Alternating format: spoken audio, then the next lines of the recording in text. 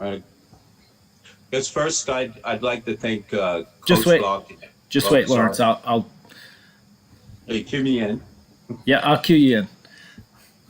All right. Good evening, pole vault coaches, fans, and athletes, to tonight's installment of the pole vault coaches series.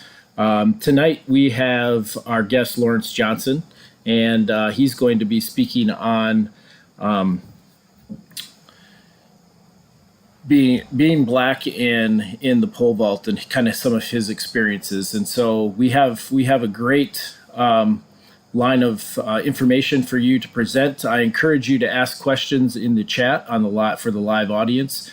We also will be featuring Megan Clark and Kristen Brown, two of our USA female black athlete pole vaulters, at the end of our presentation as well. So I'm going to pass it over to Lawrence and let him take over from here. So thank you, Lawrence, for joining us tonight to have this conversation. Thanks, thanks for having me. I guess first I'd like to thank Coach Block and B. Miller for this opportunity to speak in this coaching discussion and series. I believe this project provides a lot of insight and guidance for coaches as well as athletes. And, I encourage that we do as much as possible to promote and disseminate the information from this informal coach series. I'm grateful for this opportunity to share a portion of the pole vault perspective from a black pole vaulter. I believe considering all the attention and attention of current events, it's appropriate, it's convenient, and it's necessary to present and open the experiences of pole vaulting from a black athlete in the pole vault. I also would like to note that this event, the topic was scheduled before the controversy of the Vaulting Club photo over the past weekend, but it's fallen into the same line and consistent narrative that's outlined in this presentation. I do also want to preface the discussions within this conversation because any racial issues are always a hot topic. I don't want anyone to feel like I'm stepping on toes or anything of that nature. So I definitely feel like I need to say that before we get into things and get rolling. Now, it may be easy to overlook some of the difficulties of being black in the pole vault. I'm eager to try and open those doors and share the pole vault experience from the perspective of a black person, a black pole vaulter, and a black professional vaulter. But I want to separate this discussion into three parts or several parts. I want to first set the stage of just being black in America. I know it sounds might sound kind of general, but I feel like that's necessary to have a full understanding of what the black experience is for a pole vaulter. After that, I want to dive into the reason why there's some of the reasons why there's not as many black athletes in the pole vault. And then finally, I'll share some of my personal experiences more relevant to the pole vault and being black. Um, I would like to ask everybody I know this is strange kind of request, but I'd like to ask that everybody take a moment and just kind of close your eyes. I want you to try and clear your mind of everything. Now, with your eyes closed, I want you to try and think about someone hating you just because of the color of your skin. Right? Now, when you open your eyes, go ahead and look at the back of your hand and, recognize, I know it sounds funny, but, it was only several months ago that I really started understanding. You hear all the time, race and people hate because the color of skin and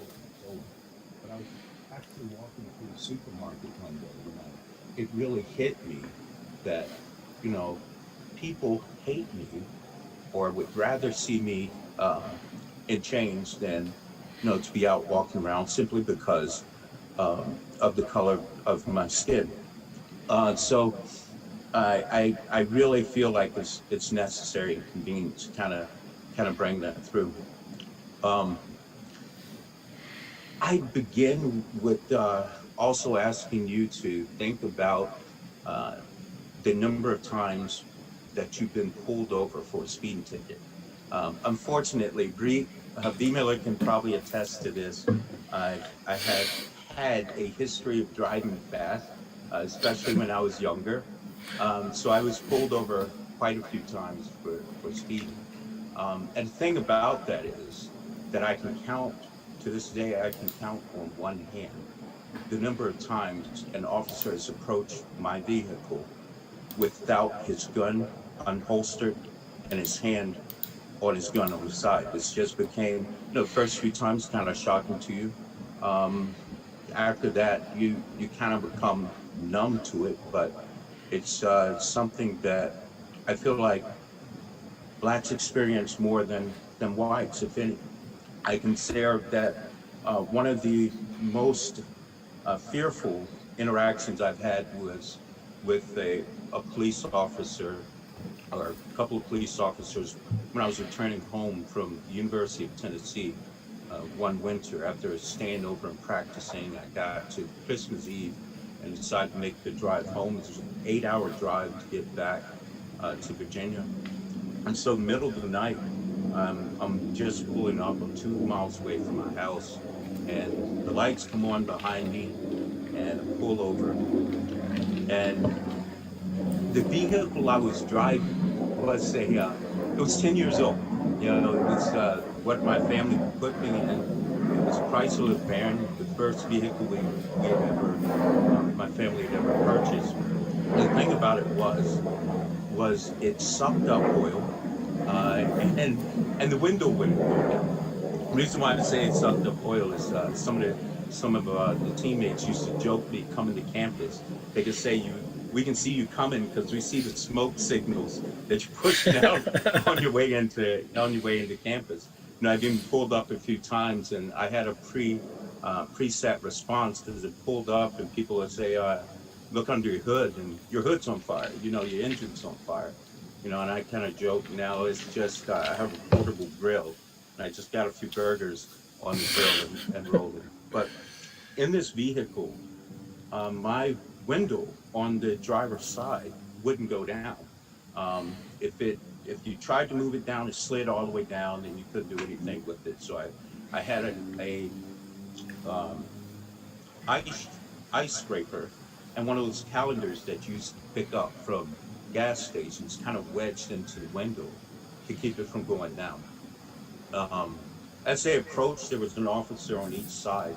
As they approached, they told me to put my hands out of the window, um, and then they'd ask for my license and registration. So I'm sitting there, posting my hands up on the window that won't go down, and trying to yell through the window that my window wouldn't go down. I had the upper officer come up on the other side with his flashlight shining in. No, long story short, I was eventually able to explain to them the window wouldn't go down. They actually picked up my license and registration, and without even going back to the car and looked at the license. It was like, "Oh, Lawrence Johnson, you're the track and field athlete that went to school over here at Great Bridge, right?" I'm like, "Yeah, yeah." He's like, "Oh, I'm sorry. We didn't mean to interrupt." He gave me the license back, and I continued on. Later, and this is much later, this was as I started coaching at the University of South Carolina. Uh, One day we're driving into town there, and we pulled over.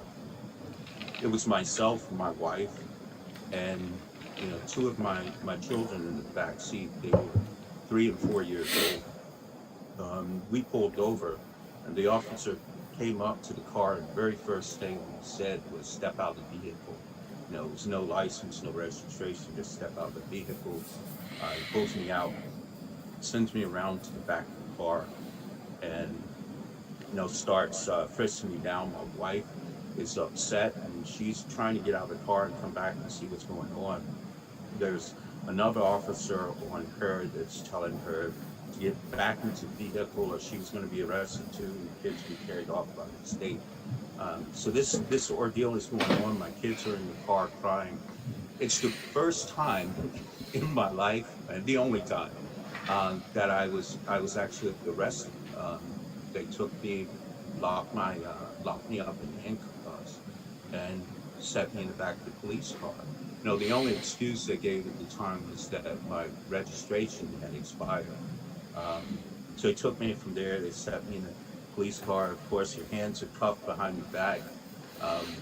You never really realize how tight that space is, in a sense of, my legs are a little long. There's no way that I could really sit as if I was, um, as I normally would in a vehicle. So I'm turned to the side. My arms are behind me. They're locked up. And very uncomfortable. But they take me down to the detention center, to the jailhouse. I go through the whole process of being booked. Um, I'm put into a holding, I guess, a holding cell. And while I was in there, it's kind of funny because the guys started talking, the other people that were in, and as they went around the room, they started going around the room, kind of telling their own stories of how they got locked up or caught and ended up in the situation they were in. It went from one guy who was like, yeah, I beat my wife down and got picked up for assault. Went to another guy and he had like 30 kills of Xanax and all these other drugs with the intent to sell. And it eventually came around to me, and everybody thought I was crazy and lying when I said I've been arrested and booked um, for I guess, a registration that had expired. I was taken from there, given like a sleeping mattress and a blanket, sent to a cell block, and you know, eventually was able to get my way to a phone, call Christina, my wife, and uh, I guess trying to explain to her where it was, everything was all right. She had gotten into contact with our head coach at the University of South Carolina, who helped her contact Senator Scott from the state of South Carolina and also the head of the NAACP. They were able to call and to go through the process of getting me, um, I guess, get me out. And, I remember, they brought me out on the bail and told me to show up in court the next week. As I showed up, they basically, before court even began, you know, gave me my license back and told me that I wouldn't be booked. Go ahead and leave. Um, so those are kind of the things that I guess that I kind of experienced away from track and field.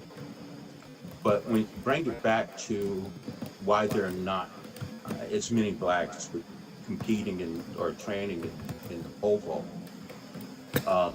I have to go to the very first thing I would say is that there's a fear of injury.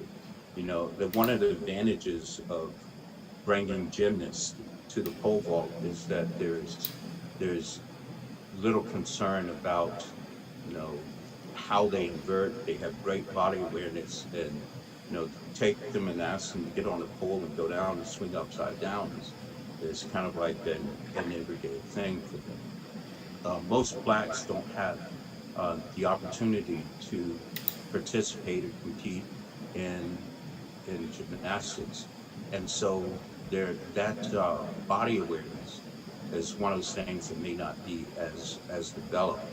When I began, we actually had something we called street gymnastics, and what street gymnastics was we watched like kung fu movies and things like that to see people flipping around and doing all types of backflips and somersaults, and so we wanted to imitate those. We didn't have a facility or anything, so we get out in the street and try and do backhand springs and backflips.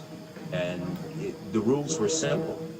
You either did it or you failed and you landed on your head, in which case you'd either try again and jump harder, or you give it up. And I was in that group that tried again and tried to jump harder, and that kept, I guess, kind of helped me develop a body awareness.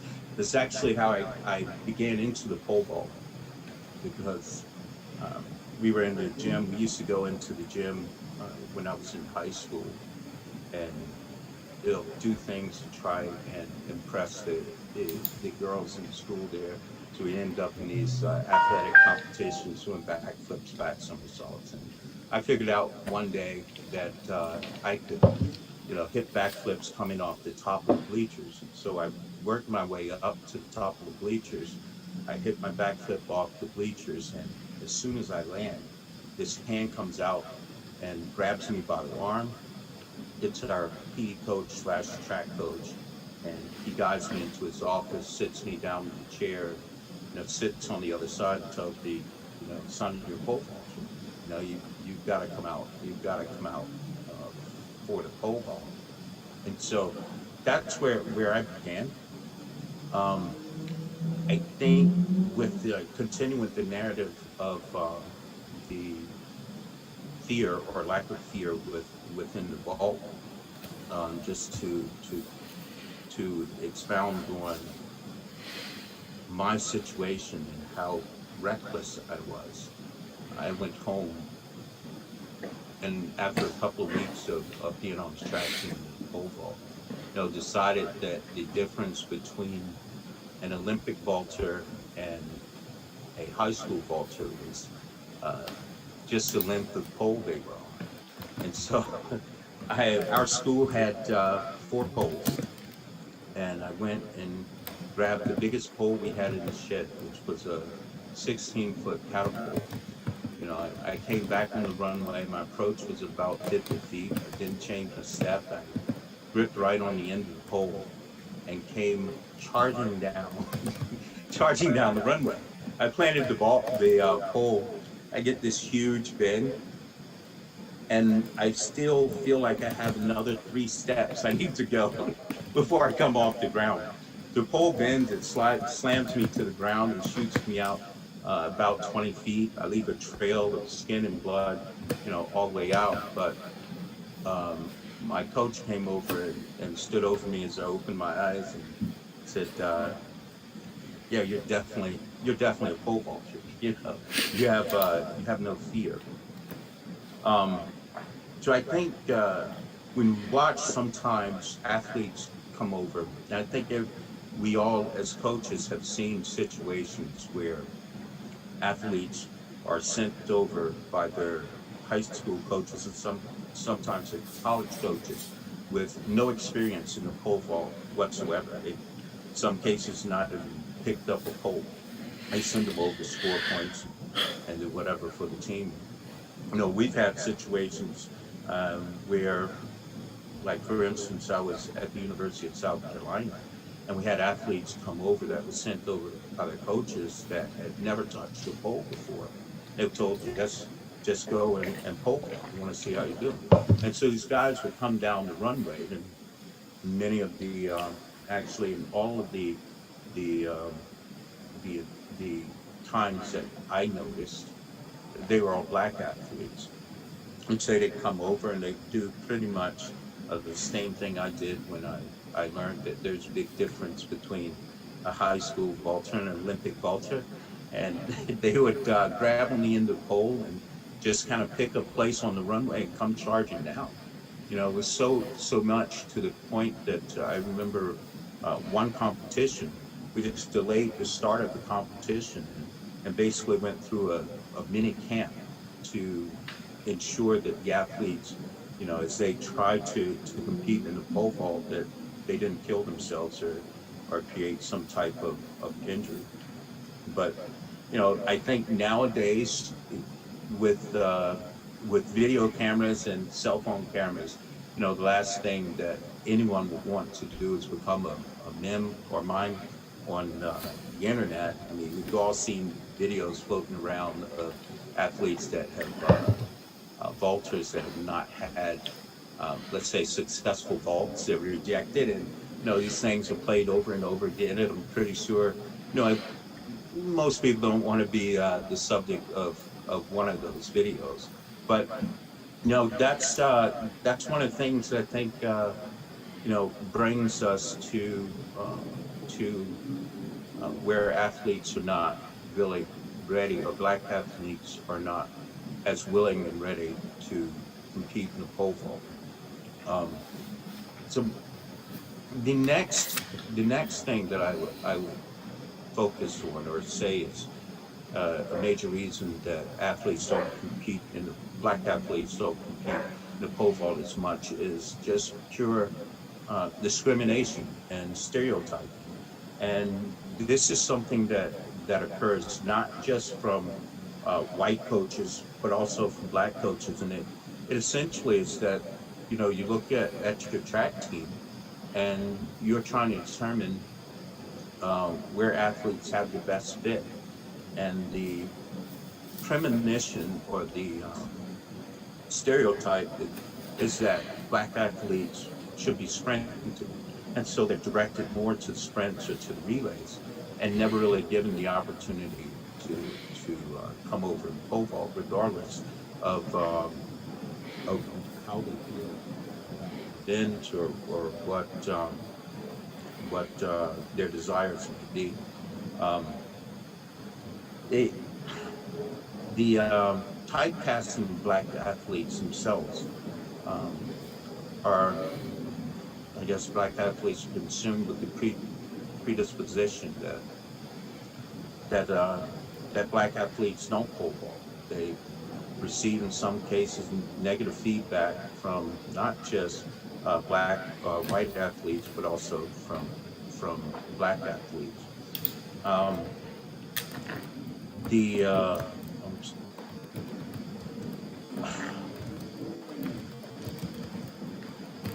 2 years, I'd say, into my vault experience, I remember going to a school that had predominantly white athletes, and being the subject of jokes and tears that Black athletes don't pole vault. It was one of the things that I wanted to. It was one of the first times I wanted to get away from a track meet, as quick as possible, simply because as soon as I put my poles on the van, that situation would be kind of over and done with. But that's one of the things that I guess helps or deters Blacks from vaulting. Another is just the cost of purchasing poles. I spoke before about how we had 4 poles at the first school that I attended. The poles that I could actually use allowed me to progress to 12 feet. We had 4 poles. One was a 10-foot pole, one was a 12.6, and we had a banana pole. I don't know, banana poles, there's old yellow poles, you may remember, had a pre-bend in them. And then we had the 16-foot catapult that almost ended my life. But fortunately, after my sophomore season, my parents moved out to the suburbs, to another school that had a much larger budget. It happened to be a predominantly white school. They had a much larger arsenal of poles. With those poles, I was able to progress to 15 feet. But even at that point, the cost of adding poles to the inventory of the school was very high. It was something that you didn't do because you had other places or other ways you wanted to direct the money. Black athletes tend to be more dense, tend to weigh more, and so there becomes a situation or a point where, as a head coach of a program, you've got funds to distribute.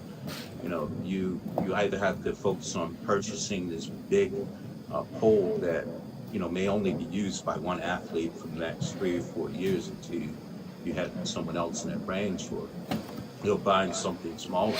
And I think in a lot of circumstances, um, coaches look to get more use out of the poles by buying smaller poles and trying to work with it. I think that's something that has not only been affected black athletes, but I do think it's affected other vaulters as well, because you need the poles to be able to move through your progression. Um, a few years ago, we started a project to try and help to get beyond some of the challenges that athletes were facing in pole vault as far as poles. We called it Vault Assault Community Outreach. And what we did was try and go out to schools and teach the vault, as well as invite athletes in to help coach them on the vault, to provide quote unquote scholarships for them to be part of our club and on the team. And even in that situation, we found that black athletes ran into a lot of challenges just through transportation, because it was too difficult for them. As simple as it may sound, it was too difficult for them to travel 12 miles from the inner city of Philadelphia to where our club was located. And it was something that really, I guess, took away from the effectiveness of the program that we were trying to put together. But that's just those things are kind of those that some of the things that keep people away from pole vaulting.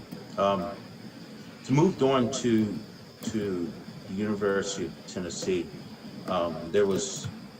there were experiences there that I had with racism. Actually, backing up a little bit, kind of closing up on the cost of black athletes participating. I can say this: that my senior year, my PR going into my senior season was 15 feet 7 inches, and I was obviously trying to jump higher. So, kind of funny side note to it, because I jumped through all our poles. There was nothing big enough for me to keep jumping one.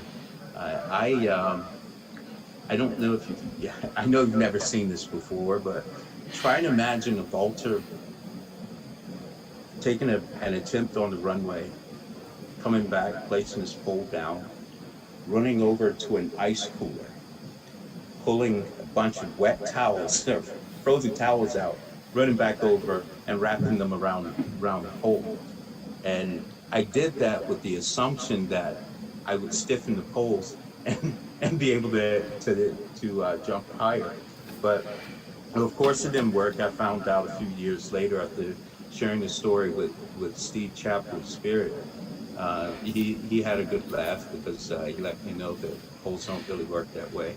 I can do as much as I can, but I'm probably not going to affect the flexion of the pole by warming it up or cooling it down. But they did.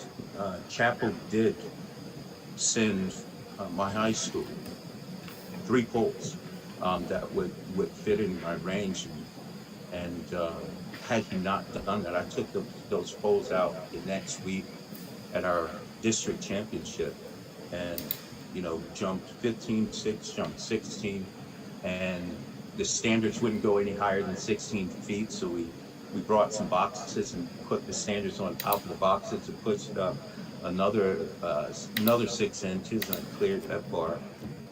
There was nothing we could do after that point. We went to our regional competition the following weekend, and they had standards and facilities that could go up a lot higher.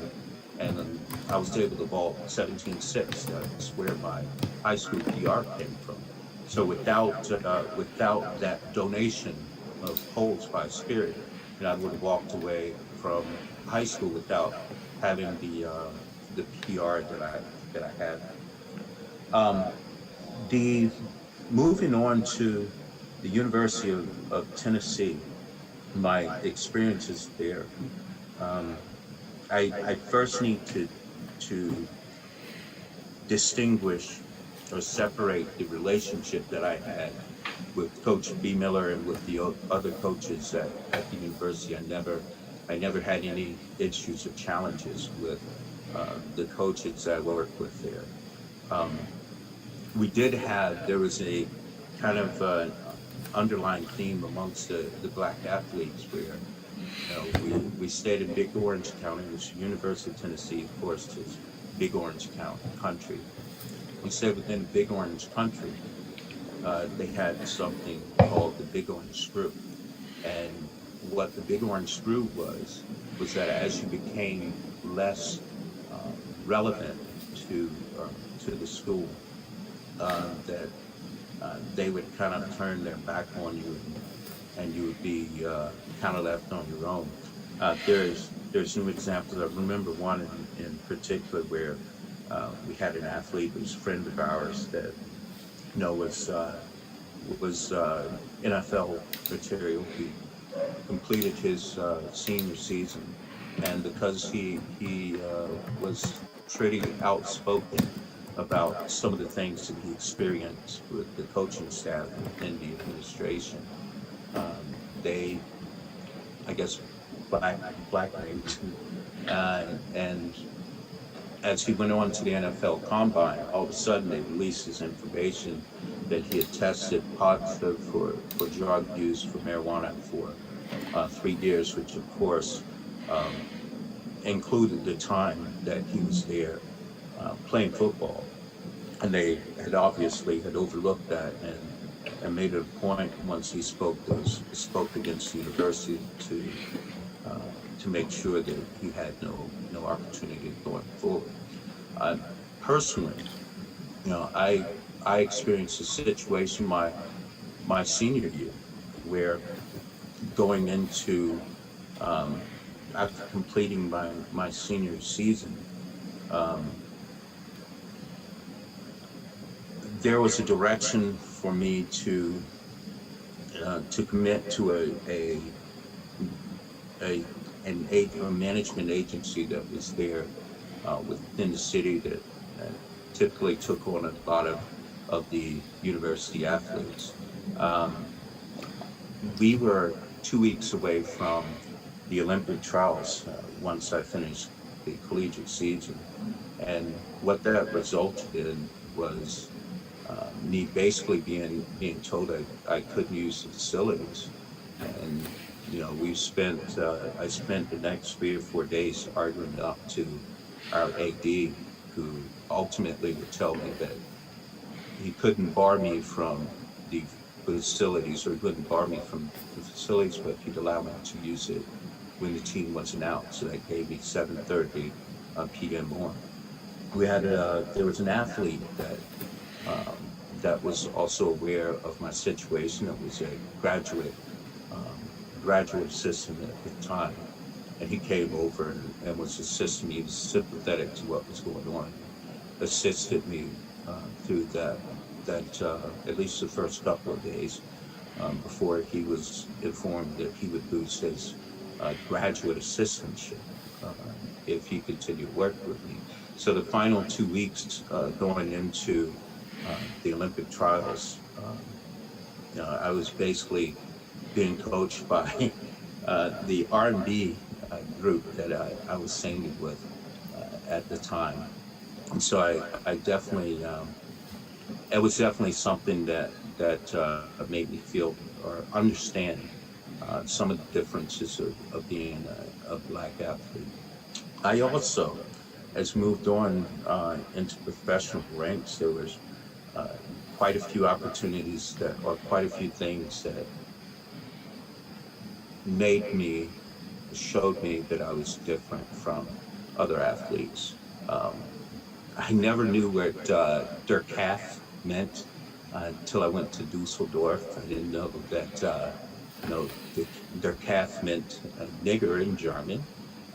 I heard that quite a few times.